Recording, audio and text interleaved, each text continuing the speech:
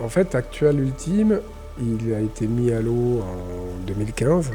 Il a couru 5 ans aux mains de son précédent skipper, François Gabard, avec lequel il a à peu près tout gagné, et notamment le record autour du monde en solitaire, qu'il a battu de façon assez incroyable en 42 jours, ce qui est une performance qui n'est pas près d'être battue.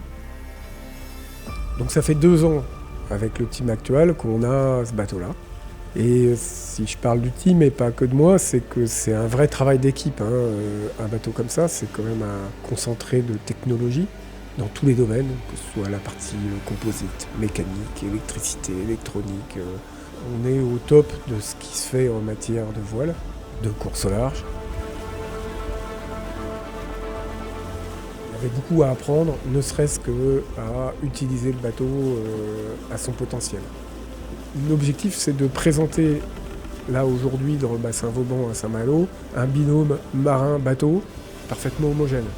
C'est-à-dire que là aujourd'hui, moi je sais quel est le niveau d'attaque que je vais avoir sur le bateau à peu près dans toutes les conditions de vent et de mer et de force de vent et d'angle de vent.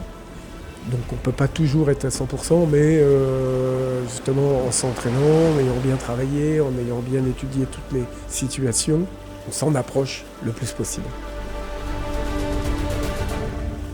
Toute la saison 2022, donc là les derniers mois de navigation, ça a vraiment été focus route du Rhum.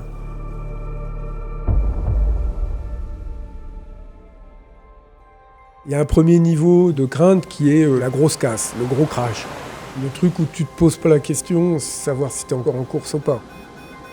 Paradoxalement, c'est ce qu'il y a de plus simple à gérer. Là où c'est beaucoup plus compliqué, c'est les petits crashs, les petits cracks, les petits plantages, les petits bugs du quotidien. Et quand on voit la complexité de la machine sur laquelle on navigue, à tout point de vue, tous les jours, il y a un truc qui merde. On ne sait pas quoi à l'avance, sinon ça ne merderait pas, mais tous les jours, il y a un bug. Et en permanence, il faut faire en sorte que ça n'impacte pas la marche du bateau. Il y a plein de moments où c'est beaucoup plus l'état de la mer qui va limiter la vitesse que la force du vent. À quel moment la souffrance du bateau, elle va être pénalisante. C'est hyper difficile à savoir. Ça, c'est l'écoute que j'aurai du bateau qui va m'imposer ou à attaquer ou à lever le pied ou à prendre soin du bateau. En tout cas, il y a plein de bruit partout. Mais le petit bruit, le petit gling-gling qui est pas normal, il faut savoir l'entendre. Si j'interviens juste au début de la dégradation, ça va être que dalle, c'est juste un truc à resserrer, machin, puis hop, c'est reparti. Alors que si j'étais pas intervenu, ça aurait pu dégénérer sur un truc beaucoup plus grave.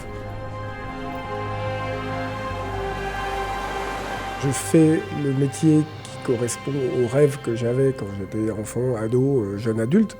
Et à aucun moment, je n'aurais imaginé ni même naviguer sur un bateau comme ça. Enfin, c'était un espèce de rêve totalement inaccessible. Donc là, d'être aujourd'hui capitaine d'un engin comme ça, c'est un truc moi, qui me fait rêver, que j'apprécie tous les matins.